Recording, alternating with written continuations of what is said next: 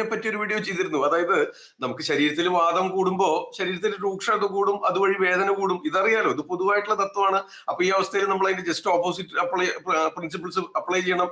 അതായത് തണുപ്പ് കൂടുമ്പോൾ വാദം കൂടുന്നു, രൂക്ഷത കൂടുന്നു, വേദന കൂടുന്നു. അപ്പൊ അവിടെ എന്ത് വേണം?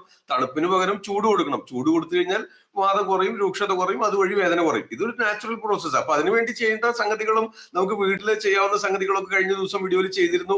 അതിന്റെ വീഡിയോയുടെ ലിങ്ക് ഇവിടെ കൊടുക്കാം. ഇതുപോലെ ഇവിടെ തംബ്നെയിലും ഉണ്ടാവും, നിങ്ങൾക്ക് കയറി കാണാവുന്നത്. തീർച്ചയായിട്ടും ഉപകാരപ്പെടുന്ന രീതികളാണ് അതിൽ പറഞ്ഞിട്ടുള്ളത്. സിമ്പിൾ ആൻഡ് ഈസി ആയിട്ട് നിങ്ങൾക്ക് വീട്ടിൽ ചെയ്യാവുന്ന മെത്തേഡുകളാണ്. ആയുർവേദ പ്രിൻസിപ്പിൾ അനുസരിച്ച് ആയുർവേദ ഗ്രന്ഥങ്ങളിൽ പറഞ്ഞു വെച്ചിട്ടുള്ള സംഗതികളാണ്. വേദന മാനേജ് ചെയ്യുന്നതിന് വേണ്ട സംഗതികൾ.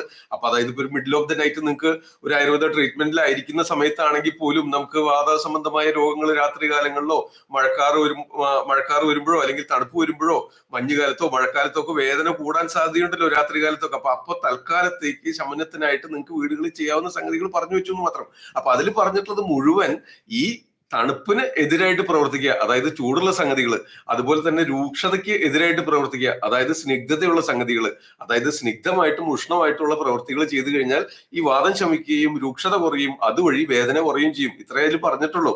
ഓക്കെ, ചുരുക്കി പറഞ്ഞു മാത്രം. അപ്പൊ തീർച്ചയായിട്ടും ഉപകാരപ്പെടുന്ന ഒരു വീഡിയോ ആണ്. തീർച്ചയായിട്ടും മറക്കാതെ കാണോട്ടോ. എന്നിട്ട് നിങ്ങളുടെ അഭിപ്രായങ്ങളും നിർദ്ദേശങ്ങളും ഒക്കെ കമന്റ് ബോക്സിൽ രേഖപ്പെടുത്തിക്കോളൂ. ഇതുവരെ ഇത്തരം വീഡിയോകൾ ഇഷ്ടമാണെങ്കിൽ ഇനിയും നിങ്ങൾ സംശയങ്ങൾ ചോദിക്കുകയാണെങ്കിൽ വീണ്ടും വീഡിയോകൾ ചെയ്യാം. ഓക്കെ, അപ്പൊ ഇന്നത്തെ കാര്യം പറയാനുള്ളതെന്ന് പറഞ്ഞു കഴിഞ്ഞാൽ ഇതിന് ചില കോൺട്രവേഴ്സി ഉണ്ട്.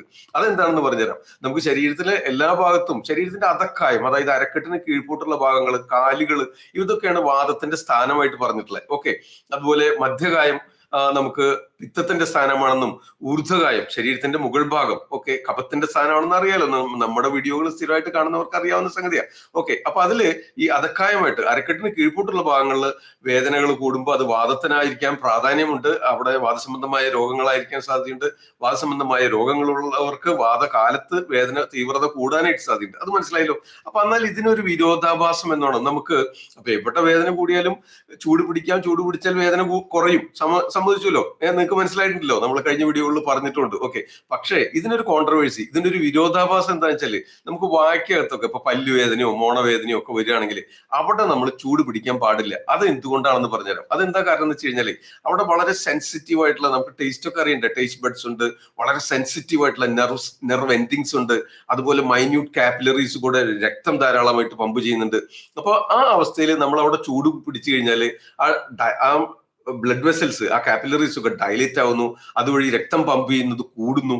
അതുപോലെ ഈ നെർവ് എൻഡിങ്സിലൊക്കെ ചൂട് കൊടുക്കുമ്പോൾ അതൊക്കെ ഡയലേറ്റ് ആവുന്നു.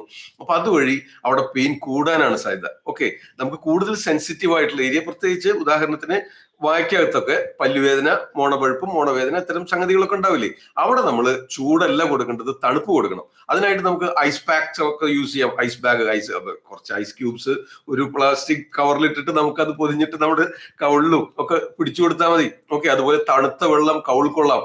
ഓക്കെ, അപ്പൊ എന്ത് പറ്റും? നമുക്ക് ആ മൈന്യൂട്ട് കാപ്പിലറീസ് ഒക്കെ അടയുന്നു, ആ ഡയലേഷൻ ഒക്കെ കുറയുന്നു. അപ്പൊ അതുകൊണ്ട് ആ supply, blood supply, nerve supply കുറയുന്നു. അതുവഴി വേദനയ്ക്ക് തൽക്കാല ആശ്വാസം കിട്ടുന്നു മാത്രം കേട്ടോ. തൽക്കാലം വേദന അറിയാതിരിക്കാനായിട്ട് സഹായിക്കും.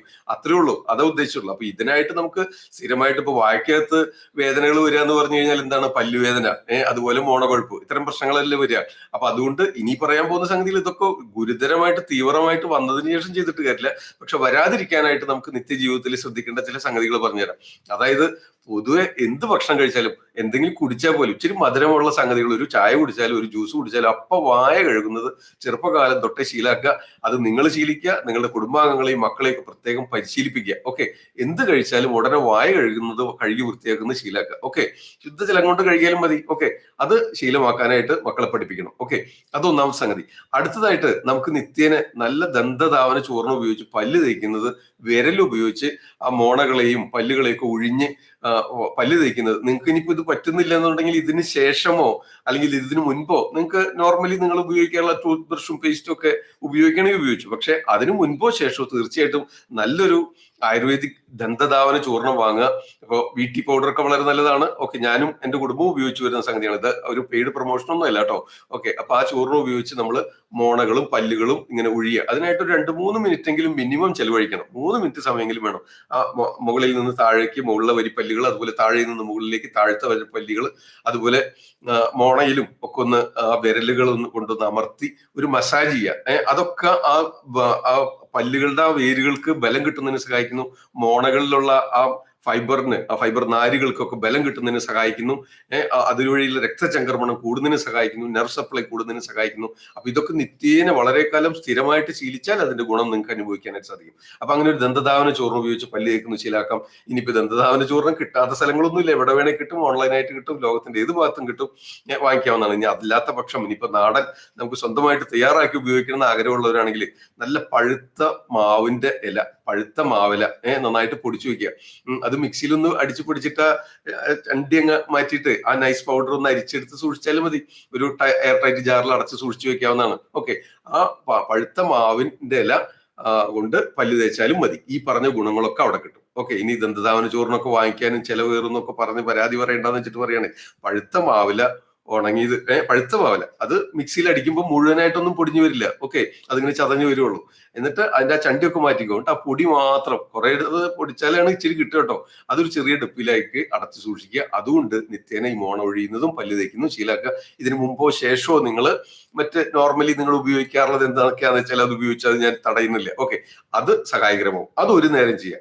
അതുപോലെ തന്നെ നമുക്ക് നിത്യേന അരിമേധാദി തൈലം, അരിമേധാദി തൈലം വൈദ്യരത്നത്തിലും കോട്ടയ്ക്കലും എല്ലാ ലീഡിങ് ആയുർവേദിക് ഷോപ്പുകളിലും കിട്ടും. അത് വാങ്ങിയിട്ട് രാവിലെ ഈ പല്ല് തേപ്പും ഈ മോണ ഒഴിച്ചിലും ദന്തധാവന ചൂർണം ഉപയോഗിച്ചുള്ള ഒഴിച്ചിലും എല്ലാം കഴിഞ്ഞു കഴിഞ്ഞാൽ നിങ്ങൾ ഒരു 5 മില്ലി, മാക്സിമം 5 മില്ലി ഉണ്ട്, ഒരു 3 മില്ലി മതി. ഓക്കെ, അതുകൊണ്ട് അതായത് ഒരു ചെറിയ ടീസ്പൂണിൽ ഒരു 1/2 ടീസ്പൂൺ ആ എണ്ണ ഒരു 3 മിനിറ്റ് നേരം ഒന്ന് കൗൾ കൊണ്ട് തുപ്പിക്കളയുക. ഇതും ശീലമാക്കുക. ഓക്കെ, അതും ആ പല്ലുകളുടെ ആരോഗ്യത്തിനും ആ മോണപഴുപ്പ് അത്തരം മോണ കേടുകളൊക്കെ വരാതെ പ്രതിരോധിക്കുന്നതിനും സഹായകരമാകും. അതുമാത്രമല്ല, വായ്നാറ്റം അകറ്റുന്നതിന്, അതുപോലെ നിങ്ങൾക്ക് ഭക്ഷണത്തിന്റെ ഒക്കെ രുചി കൂടുതലായിട്ട് അറിയുന്നതിന്, വായ്ക്കകത്ത് വരാൻ സാധ്യതയുള്ള മറ്റനവധി രോഗാവസ്ഥകൾ തടയുന്നതിന് സഹായിക്കും. ഇതൊക്കെ തീവ്രമായിട്ട് വന്നതിന് ശേഷം ഇത് മാത്രം ചെയ്തുകൊണ്ട് കാര്യമാവില്ല കേട്ടോ. പക്ഷെ ഈ പറഞ്ഞ സംഗതികളൊക്കെ നിത്യേന പ്രാക്ടീസ് ചെയ്യുകയാണെങ്കിൽ നിങ്ങൾക്ക് ഇത്തരം രോഗാവസ്ഥകൾ ശമിപ്പിക്കുന്നതിനോ അതുപോലെ ബാധിക്കാതിരിക്കുന്നതിനും സഹായിക്കും. ആരംഭഘട്ടത്തിലൊക്കെ ആണെങ്കിൽ രോഗ തീവ്രത കുറയുന്നതിനും സഹായിക്കും. ഓക്കെ, അതുപോലെ തന്നെ ഈ കവിൾ കൊണ്ട്, ഇതിന് കബളം എന്നാണ് പറയാ. നമുക്ക് ഈ തൈലത്തിന്റെ വിലയൊക്കെ കണക്കാക്കിയിട്ട് 1/2 ടീസ്പൂൺ എന്നൊക്കെ പറഞ്ഞോളൂ. കുറച്ചും കൂടെ കൂടുതൽ എടുക്കാൻ സാധിക്കുമെങ്കിൽ അത് കവിളിൽ ധരിച്ചുകൊണ്ട് ഇങ്ങനെ ധരിച്ചു നിൽക്കുന്നതിന് ഗണ്ടൂഷം എന്ന് പറയും. അതിങ്ങനെ പുൽക്കുഴിഞ്ഞ് തുപ്പുന്നതിന് കബളം എന്ന് പറയും. ഈ കബളവും ഗണ്ടൂഷവും ഒക്കെ പലതരം ഔഷധ ദ്രവ്യങ്ങൾ ഉപയോഗിച്ച് വായ്ക്കകത്തുണ്ടാകുന്ന, വായ്ക്കകത്ത് എന്നുള്ളതിന് സംസ്കൃതത്തില് മുഖരോഗം എന്നാണ് പറയാ. മുഖം എന്ന് പറഞ്ഞ ഫേസ് അല്ല, മുഖം എന്ന് പറഞ്ഞ സംസ്കൃതത്തിൽ വായ് എന്നാണ് അർത്ഥം. അപ്പൊ ആ മുഖരോഗങ്ങള്, ഓഷ്ടരോഗങ്ങള് ഒക്കെ, താലു രോഗങ്ങള്, കണ്ഠരോഗങ്ങള് ഒക്കെ തടയുന്നതിനായിട്ട്, ഓഷ്ടം, കണ്ടം, താലു എന്നൊക്കെ പറഞ്ഞു കഴിഞ്ഞാൽ, കണ്ടം എന്ന് പറഞ്ഞാൽ തൊണ്ട, താലു എന്ന് പറഞ്ഞാൽ ചെറുനാക്ക്. ഓക്കെ, ഓഷ്ടം എന്ന് പറഞ്ഞാൽ ചെറുനാക്ക്, താലു എന്ന് പറഞ്ഞ നാക്ക്. അപ്പൊ ഇതുപോലെ ഇതൊക്കെ സംസ്കൃത പദങ്ങളാണ്. അപ്പൊ ഇവിടെയൊക്കെ ഉണ്ടാവുന്ന രോഗാവസ്ഥകൾ നിയന്ത്രിക്കുന്നതിന്, പ്രിവെന്റ് ചെയ്യുന്നതിനായിട്ട് ഇത്തരം ഔഷധ തൈലങ്ങൾ ഗാർഗിൾ ചെയ്യാം, കബളം ചെയ്യാം, ഗണ്ടൂഷം ചെയ്യാം. അതുപോലെ കഷായ ദ്രവ്യങ്ങളുണ്ട്, സപ്തച്ഛതാദി ഗണ്ടൂഷം. ഇതൊക്കെ നമുക്ക് ഗാർഗിൾ ചെയ്യുന്നതിനും കബളം അല്ലെങ്കിൽ ഗണ്ടൂഷം ചെയ്യുന്നതൊക്കെ നല്ലതാണ്. ഇതൊക്കെ ആയുർവേദ ഗ്രന്ഥങ്ങൾ, അടിസ്ഥാന ഗ്രന്ഥങ്ങളിൽ, അഷ്ടാംഗഹൃദയത്തിലും ഒക്കെ പറഞ്ഞു വെച്ചിട്ടുള്ള സംഗതികൾ മാത്രമാണ് ഇവിടെ പറഞ്ഞിട്ടുള്ളത്. ഇതൊക്കെ നിത്യേന ശീലിക്കാമെങ്കിൽ തീർച്ചയായിട്ടും ഉപകാരപ്പെടും. അതല്ലാതെ ഈ രോഗ തീവ്രത വന്നതിന് ശേഷം ഇത് ചെയ്തുകൊണ്ട് തൽക്കാല ആശ്വാസം ലഭിക്കുന്നല്ലാതെ പൂർണ്ണമായിട്ടും വിട്ടുമാറണമെന്നില്ല. അതുകൊണ്ട് അത്തരം അവസ്ഥകളിലൊക്കെ നിങ്ങൾക്ക് ഇത് 1, 2, 3 ദിവസമൊക്കെ പരീക്ഷിച്ച് നോക്കിയിട്ട്, രോഗ തീവ്രത ഉണ്ടെങ്കിൽ പോലും പരീക്ഷിച്ച് നോക്കിയിട്ട് കാര്യമായ മാറ്റം വരുന്നില്ലെങ്കിൽ അടുത്തുള്ള ഒരു ആയുർവേദ ഡോക്ടറെ സമീപിച്ച് നിങ്ങളുടെ രോഗാവസ്ഥയ്ക്ക് വേണ്ടതായ ഔഷധങ്ങൾ ശീലിക്കേണ്ടതാണ്. ഈ ചാനലിലും ഈ വീഡിയോയിലും പറയുന്ന എല്ലാ സംഗതികളും ഒരു ഡോക്ടറെ കൺസൾട്ടേഷന് ശേഷം മാത്രം ഉപയോഗിക്കുന്ന അഭ്യർത്ഥിക്കുകയാണ്. ഞാൻ ഡോക്ടർ സേവർ. മറ്റൊരു വീഡിയോയിൽ വീണ്ടും കാണാം. ഇത്തരം വീഡിയോകൾ ഇഷ്ടമാവുന്നുണ്ടെങ്കിൽ നിങ്ങൾ താഴെ കമന്റ് ബോക്സിൽ രേഖപ്പെടുത്തുക. പിന്നെ ലൈക്ക് ചെയ്യാൻ മറക്കണ്ട. ചാനൽ സബ്സ്ക്രൈബ് ചെയ്യാത്തവരാരെങ്കിലും വീഡിയോ കാണുന്നുണ്ടെങ്കിൽ സബ്സ്ക്രൈബ് ചെയ്യുക. ഓക്കെ, ഇത്തരം വീഡിയോകൾ മുൻപ് ചെയ്തിട്ടുള്ള ലിങ്ക് ഒക്കെ ഇവിടെ കൊടുക്കാം, നിങ്ങൾക്ക് കയറി കാണാവുന്നതാണ് കേട്ടോ. ഓക്കെ, അപ്പൊ ബൈ.